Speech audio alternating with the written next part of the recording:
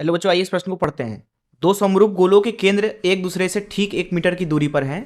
यदि गोलों के बीच गुरुत्वाकर्षण बल ठीक 1 न्यूटन है तो प्रत्येक गोले का द्रव्यमान कितना है। आइए इस प्रश्न की मुख्य अवधारणा की चर्चा करें। मुख्य अवधारणा, मान लीजिए हमारे पास में एक गोला है कुछ इस तरीके से, ठोस भी हो सकता है, खोखला भी हो सकता है। इसका द्रव्यमान मान लीजिए m है, त्रिज्या r है। तो किसी भी एक बाहर के बिंदु के लिए, मान लीजिए इसके केंद्र से r दूरी पर, ये जो ठोस गोला, जो ये गोला है, जो कि खोखला भी हो सकता है, ठोस भी हो सकता है, ठोस गोला भी हो सकता है, इसको हम प्रतिस्थापित कर सकते हैं एक बिंदु द्रव्यमान से जिसका द्रव्यमान m ही होगा और वो उसके केंद्र पे होगा कुछ इस तरीके से। अब क्योंकि बिंदु द्रव्यमान से r दूरी पर गुरुत्वीय त्वरण का मान लिखना चाहें, जिसको g से प्रदर्शित कर देते हैं, वो हो जाएगा gm भागे r के वर्ग के बराबर। जिसका मतलब है कि यहाँ पे भी इस गोले की वजह से बाहर इससे r दूरी पर जो गुरुत्वीय त्वरण होगा उसका मान दिया जाएगा gm भागे r के वर्ग के बराबर। तो ये चीज़ आप समझ लें। दूसरी चीज़ हम ये समझते हैं, यहाँ पे मान लीजिए कहीं पे गुरुत्वाकर्षण क्षेत्र है कुछ इस तरीके से। यहाँ पे मान लीजिए कि गुरुत्वीय त्वरण अथवा गुरुत्वीय क्षेत्र जो है उसकी तीव्रता g है, तो यहाँ पे हम एक द्रव्यमान रख देते हैं m0। तो उसके ऊपर जो बल लिखा जाएगा, जिसको fg से प्रदर्शित कर देते हैं, वो लिखा जाएगा m0 g के बराबर। जिस तरीके से पृथ्वी की सतह पे आप बल लिखते हैं mg, उसी तरीके से।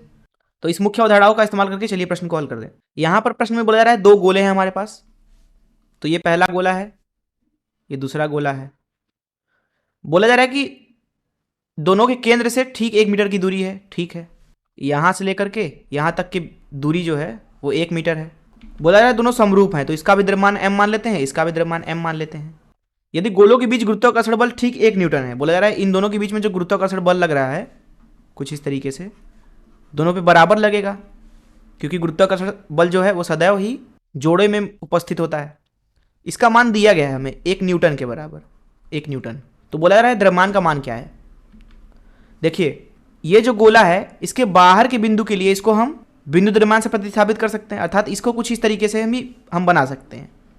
ये पहला गोला है, दूसरे गोले को इस तरीके से बिंदु द्रव्यमान से, जिसका मान m है, और इसका द्रव्यमान भी m है। इसके ऊपर बल इधर की तरफ लग रहा है और इसी तरीके से इस द्रव्यमान के ऊपर इधर की तरफ बल लग रहा है। अगर मैं आपसे पूछूं कि इस द्रव्यमान के ऊपर गुरुत्वीय त्वरण क्या होगा इस गोले की वजह से, मान लेते हैं g है, तो g का मान लिखा जाएगा यहाँ पे gm भागे इसके केंद्र से दूरी यहाँ तक की, जो कि 1 मीटर है, तो 1 मीटर का वर्ग।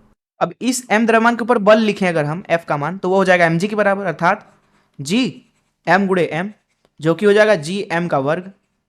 इसका मान हमें दिया गया है 1 न्यूटन के बराबर, इसलिए हमें यहाँ पे m का मान मिलेगा 1 भागे g वर्गमूल के अंदर।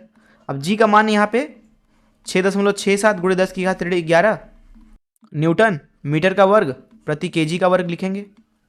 तो इसको यहाँ पे डाल देते हैं, तो m का मान मिलेगा आपको वर्गमूल के अंदर 1 भागे 6.67 गुणे 10 की घात 11। इसको जब आप हल करते हैं तो इसको आप लिख सकते हैं m बराबर वर्गमूल के अंदर 10 की घाते 10 गुणे 10 भागे 6.67। m का मान है वर्गमूल में 10 भागे 6.67 गुणे 10 की घात 5 किलोग्राम के बराबर। इसको हल करते तो हमें m का मान मिलेगा 1.22 गुणे 10 की घाते 5 किलोग्राम। यही हो जाएगा इस प्रश्न का उत्तर। मैं आशा करता हूँ कि आपको इस प्रश्न का हल जरूर समझ में आया होगा। धन्यवाद।